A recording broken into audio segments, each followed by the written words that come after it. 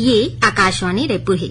छत्तीसगढ़ी समाचार बुलेटिन के संग शुभा मिश्रा के जय जोहार। अब सुनो आज के प्रमुख समाचार। रेल मंत्रालय हा घोषणा करीन कि वंदे भारत के संग सब्बो ट्रेन मन के एग्जीक्यूटिव क्लास के किराया में 25% के कमी करे जाही।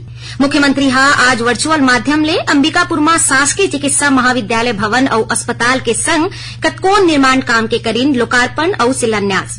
और प्रदेश में अवैया 24 घंटा के दौरान कतकोन जगह में हल्का ले मध्यम वर्षा होए और एक दो जगह में गरज चमक के संग आकाशीय बिजली गिरे के संभावना है। अब समाचार विस्तार ले। रेल मंत्रालय हा घोषणा करीन कि एसी चेयर कार वंदे भारत के संग सब्बो ट्रेन मन के एग्जीक्यूटिव क्लास के किराया में 25% के कमी करे जाही। पाछू 30 दिन के दौरान ए ट्रेन में 50% ले कम यात्री के संख्या होए ले ए निर्णय ले गे हे। रेलगाड़ी मन में ज्यादा ले ज्यादा यात्री मन बर जगह उपलब्ध कराए के उद्देश्य ले मंत्रालय हा कहीन कि ओखर मन ले एसी बोगी मन में यात्री मन के संख्या बढ़ाए और किराया में छूट दे के योजना ला लागू करे के जिम्मेदारी जोनल रेलवे ला दे के निर्णय ले गे हे। ए योजना अनुभूति और विस्टाडम कोचेज के संग एसी सुविधा और एसी चेयर कार के संग एग्जीक्यूटिव क्लास के सब्बो गाड़ी मन में लागू होही। छूट के पैसा बुनियादी किराए के अधिकतम 25% होही। आरक्षण शुल्क, सुपरफास्ट शुल्क, जीएसटी शुल्क अलग ले लगही। यात्री मन के संख्या ला देखत हुए कोनो या सब्बो दर्जा में छूट दे जा सकत है। मंत्रालय हा कहीन की छूट दे के घोषणा तुरते लागू होही। मुख्यमंत्री भूपेश बघेल आज वर्चुअल माध्यम ले अंबिकापुर में 374 करोड़ रुपया के लागत ले बने राजमाता देवेंद्र कुमारी सिंहदेव शासकीय चिकित्सा महाविद्यालय भवन और माता राजमोहनी देवी स्मृति चिकित्सालय के निर्माण काम के लोकार्पण करी।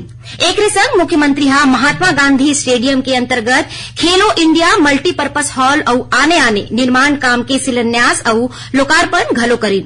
ए मौका में मुख्यमंत्री कहीन कि प्रदेश में खेल और शिक्षा ला बढ़ावा देबर ए क्षेत्र में लगातार सुविधा के विस्तार करे जाथे। उन्होंने कहीन कि अंबिकापुर कॉलेज भवन में 8 विभाग के संचालन होही। उन्हें कतकोन प्रकार के अत्याधुनिक जांच सुविधा उपलब्ध होही। अत्याधुनिक सुविधा ले लैस ए मेडिकल कॉलेज और अस्पताल के अधोसंरचना के काम पूरा होए ले सरगुजा संभाग ला लाभ मिलही। प्रदेश में खुला में चराई करत पशु मन के नियंत्रण और ओखर मन ले खरीफ फसल के सुरक्षा बर ए बछर घलो रोका छेका अभियान चलाए जाही। ए दौरान गांव मन में रोका छेका अभियान और सभा के आयोजन होही।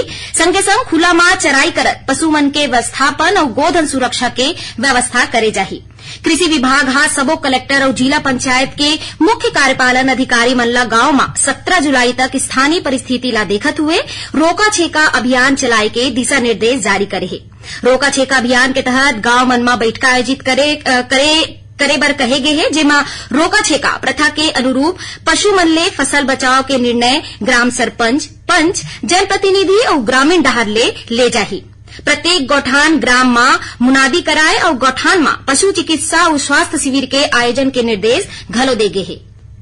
छत्तीसगढ़ के चुनाव प्रभारी और सह प्रभारी बनाए जाए में ओम प्रकाश माथुर और मनसुख मंडाविया ला भाजपा के प्रदेश अध्यक्ष अरुण साव, पूर्व मुख्यमंत्री डॉक्टर रमन सिंह, सह संगठन प्रभारी नितिन नबीन, पूर्व विधानसभा अध्यक्ष धरमलाल कौशिक, प्रदेश महामंत्री विजय शर्मा और ओपी चौधरी के संग वरिष्ठ नेता मन हा बधाई दीन।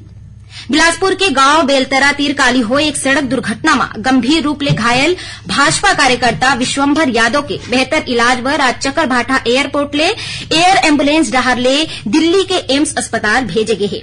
भाजपा के प्रदेश अध्यक्ष अरुण साव, पूर्व मंत्री अमर अग्रवाल और जिला भाजपा अध्यक्ष रामदेव कुमावत हा बिलासपुर के अपोलो अस्पताल पहुंच के घायल कार्यकर्ता के स्वास्थ्य के बारे में जानकारी दिन और ओला तुरते एम्बुलेंस ले चकरभाठा एयरपोर्ट पर रवाना करीन।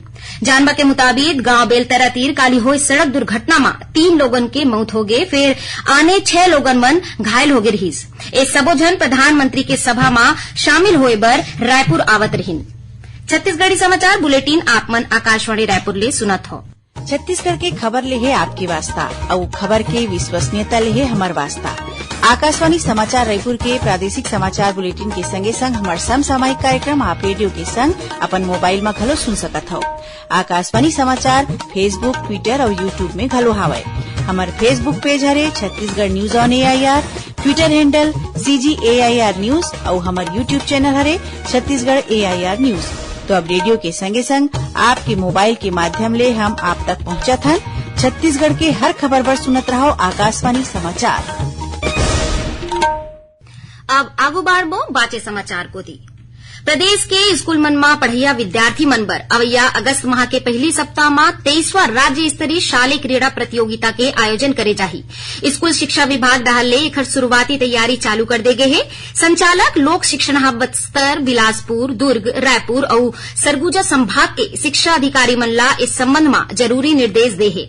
ए आयोजन में 20 खेल के प्रतियोगिता होही। एमा हॉकी, भारोत्तोलन, योगासन, खो खो, कबड्डी, शतरंज, लॉन टेनिस, हैंडबॉल, तैराकी, कुश्ती, एथलेटिक्स, टेबल टेनिस, वॉलीबॉल और फुटबॉल प्रमुख रूप ले शामिल है।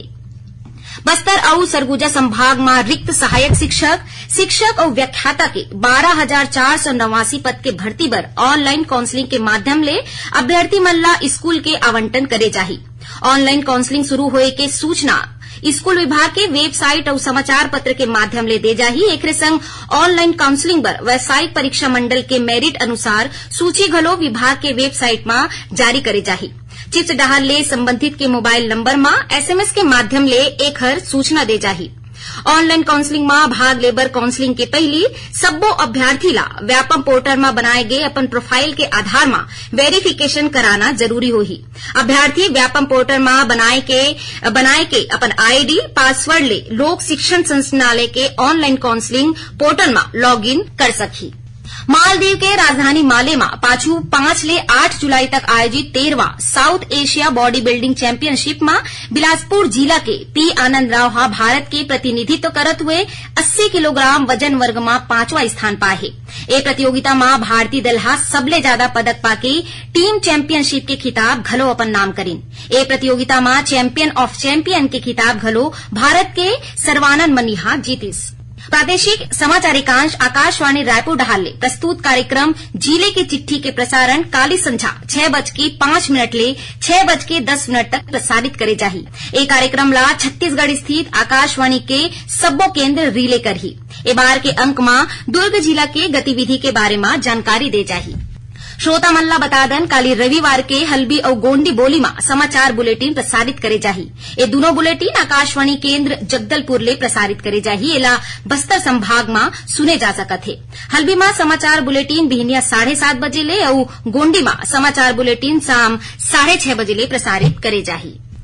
अब पेश है मौसम के हाल।